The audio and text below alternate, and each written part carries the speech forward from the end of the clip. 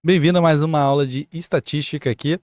E na aula passada a gente falou sobre regressão linear. Nessa aula a gente vai falar um pouco se realmente uma regressão linear é o suficiente para o que você está estudando, tá? Então a gente vai aqui fazer uma aula julgando se regressões são boas ou são ruins, tá? E como que a gente pode julgar isso. Então a gente tem diversas técnicas que a gente fez esse resumo de sempre, né? Eu vou deixar o link para vocês verem. E existem várias técnicas para você olhar. Vamos falar um pouco rápido de cada técnica e depois eu vou ensinar como fazer o cálculo delas, tá? A primeira técnica para você julgar se uma regressão que você fez é uma regressão boa é você usar o R ao quadrado, tá? O R ao quadrado se chama coeficiente de determinação. No caso, ele tenta fazer uma explicação sobre quanto que está variando a sua regressão, o erro da sua regressão e quanto que foi o erro total se você usar a média como referência. Então repara aqui que você tem uma divisão do erro da sua regressão para o erro total. Se o erro total for muito similar ao erro da sua regressão, quer dizer que a sua regressão é boa, ela está indo conforme os pontos que foram dados para ela. Repara aqui que o R ao quadrado ele é muito bom, porque ele te dá um valor rápido, né, do que você precisa, mas ao mesmo tempo também ele não é perfeito, porque ele só indica conforme o tamanho da sua amostra, como que foi a sua regressão. Mas repara, ele não fala de novos números. Se novos números aparecerem na hora que você for fazer a regressão, será que ela vai ser boa também? Ou será que ela vai ser meio ruim? Então repara que ele só fala pela amostra que você fez, ele não fala sobre novos valores que vão ser adicionados a ela. Então assim, ele é bom, calcula ele, mas não fica só nele. É importante também você olhar para a análise dos resíduos. Os resíduos aqui, a gente está falando de justamente os erros que a sua regressão fez. Os erros da sua regressão, a gente já conversou aqui na aula de regressão linear, e o erro você espera que seja nulo, seja zero. Um erro grande anule o outro erro para mais para o negativo, né? Se você errar mais 10, você vai errar menos 10. Então o erro final vai ter que ser o erro esperado zero. Só que aqui o importante é o seguinte, quando a gente fala de análise de resíduos, a gente está falando aqui de você olhar para esses erros e ver se os erros estão aumentando ou diminuindo no tempo, ou se eles estão sempre perto do zero ou se eles estão muito longe do zero. Então, fazer uma análise dos resíduos é você olhar, por exemplo, para isso aqui, ó. Olha essa previsão que foi feita. Essa previsão está em amarelo. Repara que o azul é o real e o amarelo é a previsão. Então a previsão, ela até consegue acompanhar, tá vendo? Ela acompanha, ela de vez em quando erra, tá vendo? Aqui ela deu pico, aí depois ela desce junto, depois... Então assim, foi um modelo que fez uma previsão razoável. Mas o que você está muito preocupado é, tá, e se a gente adicionar aqui um novo dado? Será que esse novo dado, a previsão, vai ser boa? Então, para isso, vamos olhar para o resíduo, vamos olhar para os erros. Repara aqui que esses erros da previsão que a gente fez, esses erros estão perto do zero, ó, estão todos próximos do zero. E repara também aqui que quando ele erra para cima, ele também erra para baixo de forma igual, tudo próximo do zero. E quando ele comete um erro muito grande, repara aqui, ó, ele errou 100. Era para ser, vamos dizer, zero, ele falou 100, ele errou 100. E aqui ele errou menos 75. Repare que quando ele erra muito, ele erra em poucas vezes ele erra muito. Na maior parte das vezes ele erra de perto do zero. Isso mostra que a previsão é uma previsão razoável. Mostra que os resíduos, ó, eles estão normalizados, eles seguem essa distribuição aqui, que é a distribuição normal, que a gente falou, que é a distribuição de sino, e eles estão perto do zero e eles não aumentam conforme você aumenta o resíduo. Então, assim, o que é um resíduo ruim? Seria se essa curva aqui fosse uma curva de U, uma curva contrária. Ela teria muitos resíduos grandes aqui no negativo, depois perto do zero fica pequeno a quantidade de resíduos, depois volta a ficar grande quando você está lá perto do positivo, mas um pouco longe do zero. Então uma curva de U seria uma curva ruim.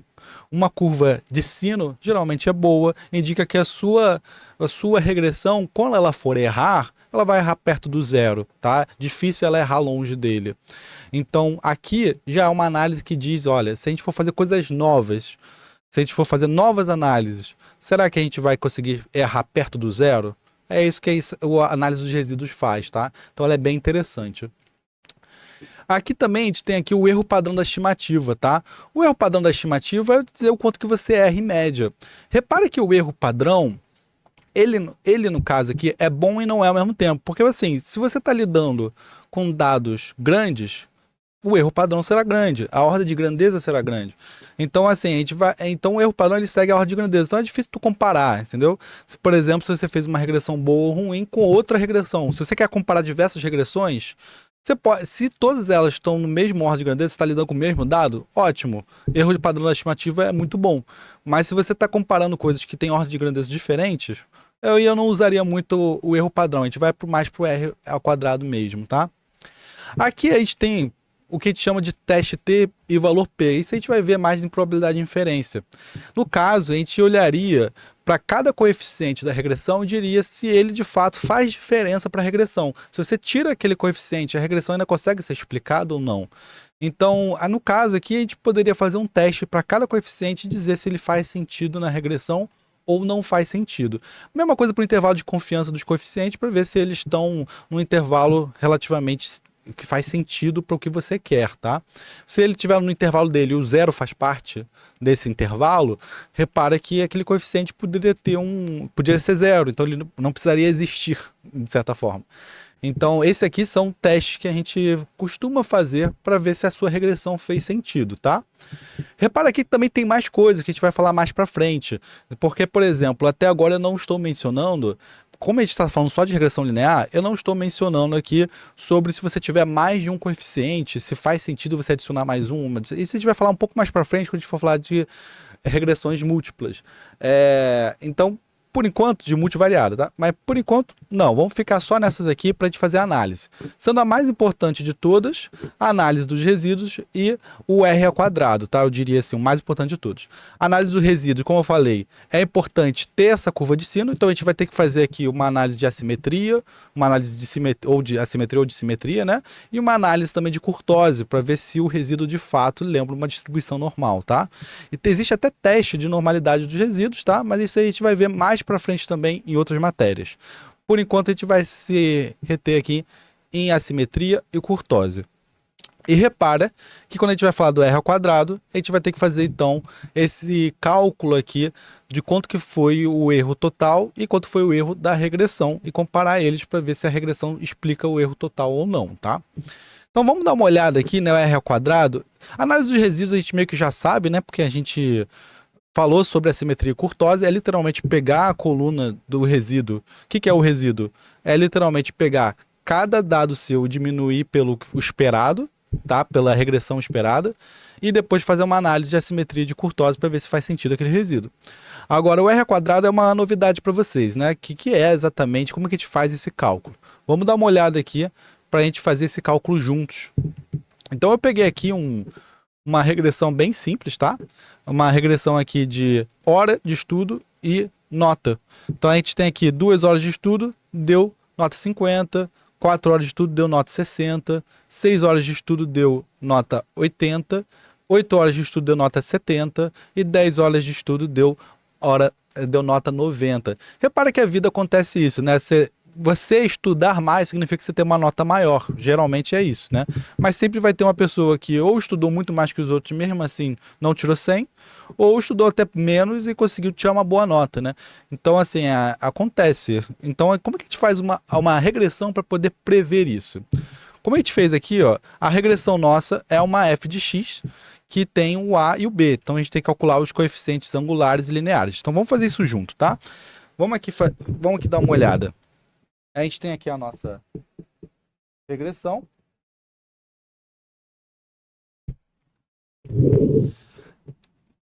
Temos aqui o x e o y. No caso aqui, então, como eu falei, 2, 4, 6, 8 e 10. E temos aqui nota 50. Essa prova vai de 0 a 100, tá? Nota 60, nota 80, nota 70 e nota 100.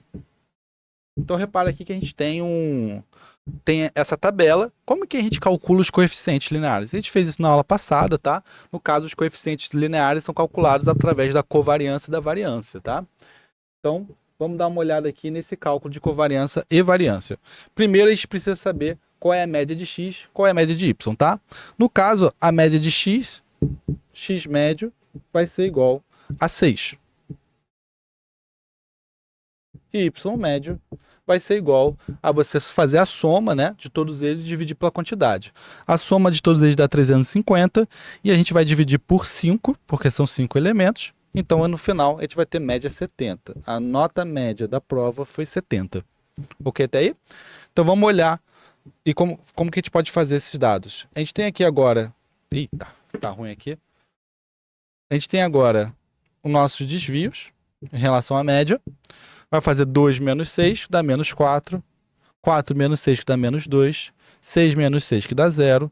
8 menos 6, que dá 2. 10 menos 6, que dá 4. Depois disso, a gente tem nossos desvios com relação à nota, tá? 50 menos 70, que dá menos 20. 60 menos 70, que dá menos 10. 80 menos 70, que dá 10. 70 menos 70, que dá 0. 100 menos 70, que dá 30. Então, por enquanto está feito, né? Vamos olhar agora para os nossos resíduos ao quadrado. Então aqui vamos continuar.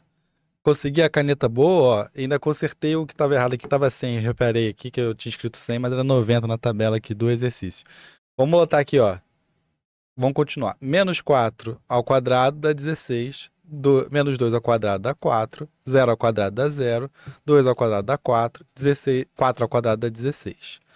Vamos fazer agora a covariância, tá? A covariância, no caso, é esse vezes esse. Menos 4 vezes menos 20 dá 80.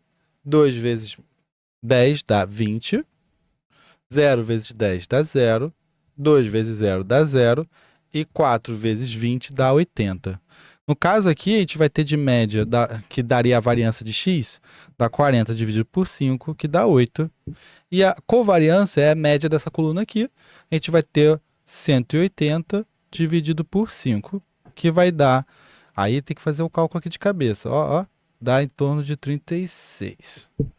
Então, o que vai acontecer, gente? A gente vai ter o A, que é o nosso coeficiente angular, vai ser igual a covariância de xy dividido pela variância de x. Isso vai ser igual a 36 dividido por 8, que é a mesma coisa que 4,5. Então, a gente tem aqui 4,5, o nosso coeficiente angular. Então, toda vez que você aumenta 1 de x, o y aumenta em 4,5, tá? Então, estudar 1 hora aumenta a sua nota em 4,5. No caso aqui também, temos que calcular B. O B nada mais é do que você fazer um cálculo a partir de A, tá? Então, B vai ser igual a média de y, que é 70, menos a média de x vezes A, 4,5 vezes a média de x, que é 6. O B, então, no caso, vai ser 43. Temos, então, agora uma função que explica a nota do aluno com base no tempo, tá? Então, vamos fazer essa função aqui. F de x vai ser, no caso, x aqui é o tempo, né, de estudo. Vamos botar aqui para ficar mais bonitinho. F do tempo vai ser igual a 4,5 tempos mais 43. Se você não estudar nada, você vai tirar 43, tá? Então essa prova tá fácil. Mas se você estudar um pouco mais, você consegue tirar a nota 100, assim, perto de 100 pelo menos. Então essa aqui é a regressão que a gente fez, tá? E é a regressão, como eu falei para vocês, a regressão, no caso aqui, ela só significa que o erro esperado vai dar 0 quando você utiliza essa função. Só que o erro esperado dar 0 só significa que, por exemplo, se você erra menos 10 uma hora, você vai errar mais 10 na outra e vão se compensar os erros. Não é o que a gente quer exatamente, a gente quer ir um pouco além disso. Vamos entender, então, se essa função aqui, de fato, é uma função boa, é uma função que faz sentido. Para isso, a gente vai olhar agora para os resíduos, tá? E os resíduos é basicamente, vamos apagar essa parte aqui, que essa parte é para fazer o cálculo da regressão, e vamos começar a fazer um cálculo dos resíduos, tá? O cálculo dos resíduos, então, é você olhar para os valores previstos, tá? Olhar para o valor previsto, geralmente a gente escreve y assim, tá? Ou você pode escrever previsto aqui para a gente entender o que você tá fazendo, tá? Então, olhar para os valores previstos é você literalmente botar essa função aqui para jogo. Então, vamos fazer o seguinte. Essa função para jogo é o seguinte. Aqui a gente estudou 2 horas, né? Na realidade, 2 horas deu nota 50. Qual que seria o valor previsto? O valor previsto seria 4,5 vezes 2 mais 43. Isso aqui vai dar 52. O valor previsto, então, é você botar o x aqui, trocar o x, que é o tempo, para o tempo que foi utilizado, e assim a gente consegue calcular o y que foi previsto, tá? Se a gente for fazer essa troca, vai dar 61 aqui, 70, 79 e 88. Então, conforme você vai estudando mais, você vai ser previsto um valor maior da sua nota, tá? Você vai chegar até 88 se você estudar 10 horas especificamente. Se você quer tirar 100 nessa prova, que é a nota máxima, você vai precisar ter que estudar aí umas 13 horas pelo menos, tá?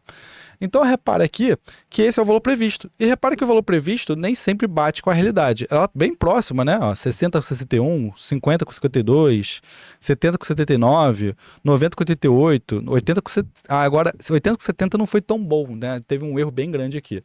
Então, vamos olhar para o resíduo e entender justamente qual foi esse erro que foi calculado e qual foi esse erro que houve aqui. Teve um erro de menos 2, aqui, ó. No caso, 50 menos 52. Temos um erro aqui de menos 1. Temos um erro aqui de 10. Temos um erro aqui de 9. Não, menos 9. E temos um erro aqui de 2. Então, assim, o resíduo aqui, o que você espera dele? Você espera que a média dê 0. E se você reparar, a média realmente deu 0. Menos 2 elimina com esse. Menos 1 com menos 9 dá menos 10, menos 10 com mais 10. Então, a soma disso aqui dá 0. Então, quer dizer que a nossa regressão foi correta, tá? A gente fez uma boa regressão e, em média, você erra 0. Mas errar 0 em média não significa que você não erra. E você ou erra pouco. Aqui, repara que temos um 10 com menos 9 aqui, então foi um erro bem grande da nota do indivíduo conforme o estudo. Então, vamos entender aqui se isso aqui é uma boa regressão ou não, tá? Vamos olhar para a soma dos quadrados. O que acontece se você errar com relação aos quadrados, tá? A soma dos quadrados totais, você vai olhar para justamente o que acontece se a sua regressão ela simplesmente usasse a média como referência. Então, a gente vai pegar aqui a nossa média como referência, tá? E vai tentar calcular, assim, o que aconteceria com os quadrados totais. Então, por exemplo, 50 menos 70 dá menos 20. Então, a gente vai fazer y menos y barra, tá? Foi o que a gente tinha feito, não precisa ter apagado, né? 60 menos 70 dá menos 10. 80 menos 70 dá mais 10. 70 menos 70 dá 0. 90 menos 70, no caso, dá mais 20. Agora, a gente vai olhar para o y ao quadrado, esses totais aqui ao quadrado, tá? A gente sempre olha para o erro ao quadrado, porque repara que a média desse aqui vai dar 0, né? Então, isso aqui não é interessante. A gente quer, na verdade, o quadrado desse. O quadrado dá 400, 100, 100, 0 e 400. Então, assim, o erro total que você espera, se você usasse a média como referência, é a soma desses erros aqui ao quadrado, tá? Então, a soma total dá 1000. Essa aqui é a soma que a gente vai chamar aqui de SQ. Tá? Que é a soma dos erros quadráticos totais, tá? SQT também, quando a gente fala de total aqui. E agora a gente vai comparar esses erros com os erros da regressão. Então, repara que a nossa regressão aqui, ó, tá menos 2, né? Teve uns resíduos, tá? Mas a gente não vai olhar para esses resíduos especificamente, a gente vai olhar aqui para os valores previstos e a média dos valores previstos. No caso, a média é 70, não é? Então, vamos olhar agora para os nossos valores previstos menos a média. No caso aqui, 58 menos 70 dá menos 18. 61 menos 70 dá menos 9. 70 menos 70 dá 0. 79 menos 70 dá mais 9. 88 menos 70 dá mais 18. Aí aqui o quadro branco começa a me complicar, porque a gente precisa ainda elevar isso aqui ao quadrado. Mas a gente vai fazer aqui um jeitinho brasileiro, né? Menos 18 ao quadrado dá 324. Menos 9 ao quadrado dá 81. 0 ao quadrado dá 0. E 9 ao quadrado dá 81. 18 ao quadrado dá 324. Repara aqui, então, quando a gente soma os erros da nossa regressão, tá? Os erros totais, comparado à média, dá 810. Então, isso aqui a gente vai chamar da soma dos quadrados da regressão, tá? Repara que quando a gente vai falar aqui da soma do quadrado das regressões, a gente está falando aqui de quanto que a regressão ela está conseguindo explicar os erros e quanto que é os erros totais. Então, 810 por 1000. Então, a gente tem aqui o quanto que são os erros da regressão e quanto são os erros totais. Essa é a nossa referência que a gente vai usar para dizer que a regressão ela consegue explicar os erros totais. Então, a gente vai pegar esse e vai dividir por esse. Isso aqui é a mesma coisa que fazer o r ao quadrado. R ao quadrado é os 810, que é os erros que a nossa regressão fez, tá? Dividido pelos erros totais, se você usasse só a média e a realidade de fato. Então, a nossa regressão aqui tem 81% de R ao quadrado, tá? Essa é a referência que a gente vai dizer se esse modelo é bom ou ruim. A gente pode dizer, olha, os erros são explicados para essa regressão? São, mas só 81% dos erros, né? Então, repare que a regressão ela não explica tudo, ela só explica 81%. Isso é bom? Acho que é bom, quer dizer que a regressão foi razoável, ela está perto dos 100%, tá? Então, se você usar ela como o R quadrado como referência, você pode dizer que é razoável isso aí, tá? Agora, a gente também tem que entender que sobra os 19%, né? Se a gente consegue explicar 81% dos erros, cadê os 19% que faltam, né? Os 19% que faltam. Esses 19% que faltam é o que a gente chama de soma dos quadrados de resíduos. Se você pegar aqui os resíduos e elevar ao quadrado, vamos aqui pegar o resíduo e elevar ao quadrado. Resíduo ao quadrado.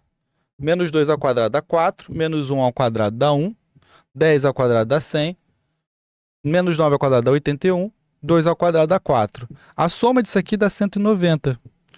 190 é justamente, dividido por 1000, né? É justamente 19% que faltam, tá? Então, o que acontece aqui?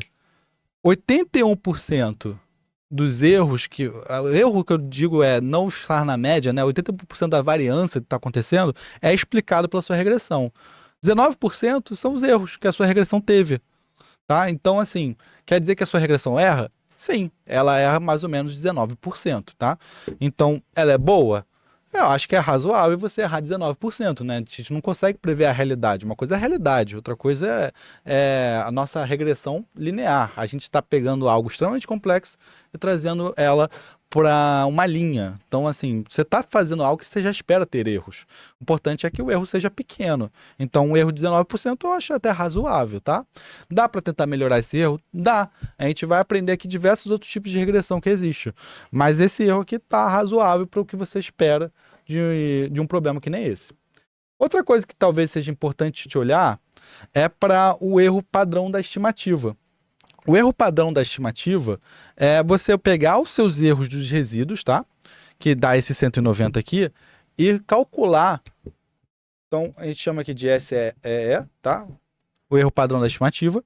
E a gente vai calcular aqui com uma fórmula usando esse erro aqui ao quadrado, tá?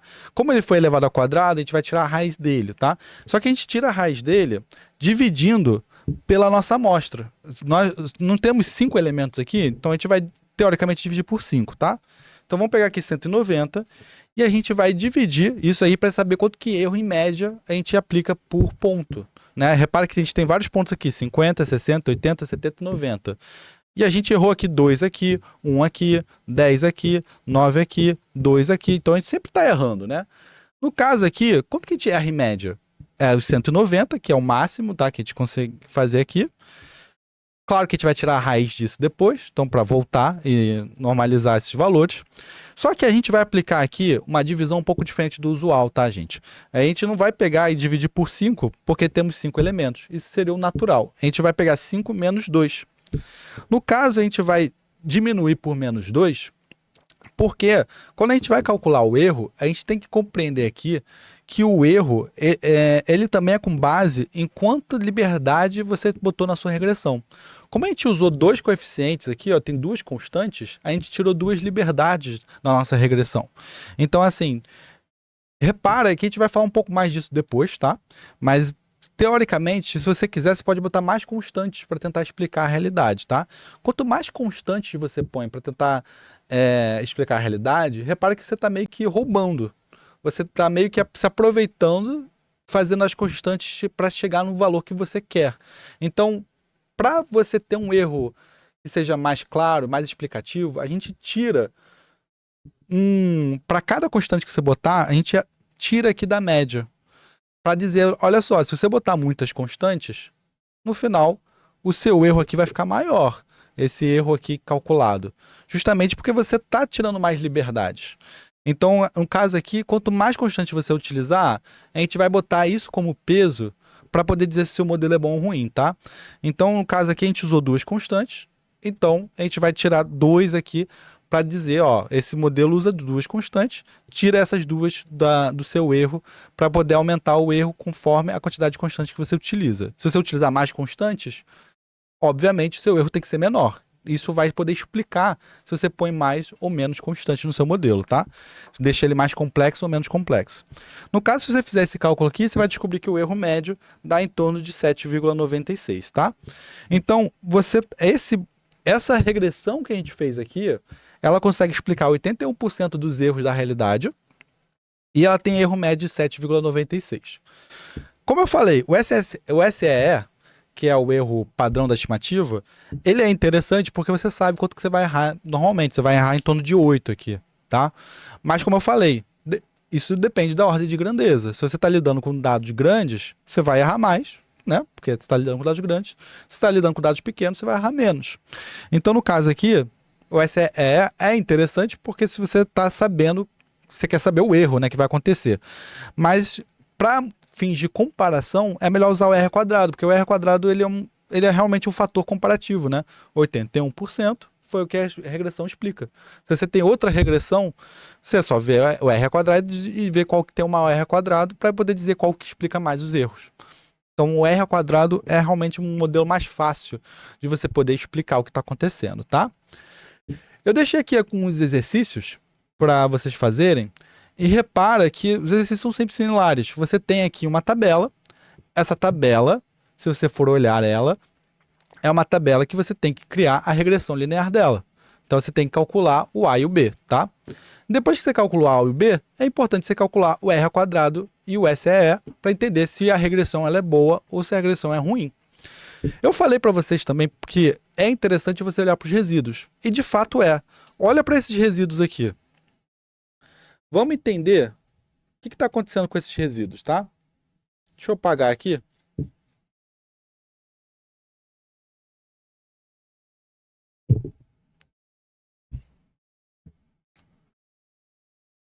A gente tem um resíduos aqui, ó. Aqui, vamos imaginar que isso aqui é o zero dos resíduos, tá? A gente tem um ponto aqui no 10, a gente tem um ponto no menos 9, a gente tem um ponto aqui no 2, a gente tem um ponto no menos 1 e um ponto no menos 2. Então, repara que a gente tem aqui 1, 1, 1, 1 e 1. Você então tem... O que está acontecendo com essa regressão que a gente fez? O erro dela é em torno de 8, né? Ela explica 81%. Mas assim, eu não sei se ela é tão boa assim. É porque a gente tem muito pouco dado aqui, né? Mas repara que é claro que a gente tem mais pontos perto do zero do que longe do zero, né? Mas assim, não parece ser uma curva que a gente imagina que seja aquela curva assim, sabe? A gente quer uma curva assim, todos os pontos perto do zero, e se tiver algum ponto longe dele, seja só realmente um ou outro. Repara que a gente tem 5 pontos e 2 deles estão muito longe do zero. Uma coisa boa só dessa regressão que a gente fez é que dá para ver que ela realmente parece, pelo menos, se concentrar de forma em que a variância dela fica meio que constante, né? Ela não parece ter... Do nada você ter um ponto assim, depois outro ponto assim, meio maluca. Ela parece ser algo meio constante em torno do zero. Só que a gente vê que ela tem 2 pontos muito longe do zero e 2 pontos perto do zero. Então, assim, ela não é uma constante com aquela barriguinha normal que a gente espera, tá? Então, assim, eu não tenho muita confiança se essa, de fato, é uma regressão que vai conseguir provar dados futuros. O que é dados futuros? É, por exemplo, alguém chegar e falar: Leon, eu estudei aqui 5 horas, quanto que eu vou ter de nota? Não sei. É assim, a regressão falaria que é só você fazer 4,5 vezes 5 mais 43. Então, dá para calcular? Dá. Isso aqui vai dar 56,5. Então, assim, a gente espera que a sua nota seja 56,5, né? Mas devido aos resíduos dela não serem de forma ideal, eu não sei se de fato a gente fez uma boa regressão, entendeu? Porque a regressão que a gente fez, ela explica 81%, mas 81% do quê? Dos dados da amostra nossa que a gente fez aqui, não de dados futuros. Então, assim, ela conseguiu explicar bem pro que a gente fez. Mas pro futuro, não sei. Aí, isso aí, no caso, eu acho que a gente devia ter mais dados e a gente vê a curva desses dados para ver se essa curva faz sentido, tá? Então, quando vocês forem fazer uma regressão, lembre-se disso. Calcula o R quadrado, calcula o erro médio de estimativa e também olhe para os resíduos. Veja se os resíduos estão fazendo sentido ou se não estão fazendo sentido, tá? Então, a gente tem aqui até um conceito bem importante de resíduos, que é a questão da assimetria ou não, ou esse conceito aqui, ó, essa palavra que é super difícil de falar, que eu até tenho medo de falar algumas vezes, heterocedasticidade, que é a questão da variância do resíduo, se ela se mantém constante ou não, tá? Se ela faz essas curvas meio malucas ou não faz. Então, você olhar para os seus resíduos e reparar que a variância é constante, reparar que existe normalidade neles, é um ótimo sinal que você fez uma boa regressão, tá? Então é isso aí, gente. Eu acho que ficou claro se a sua regressão é boa ou não.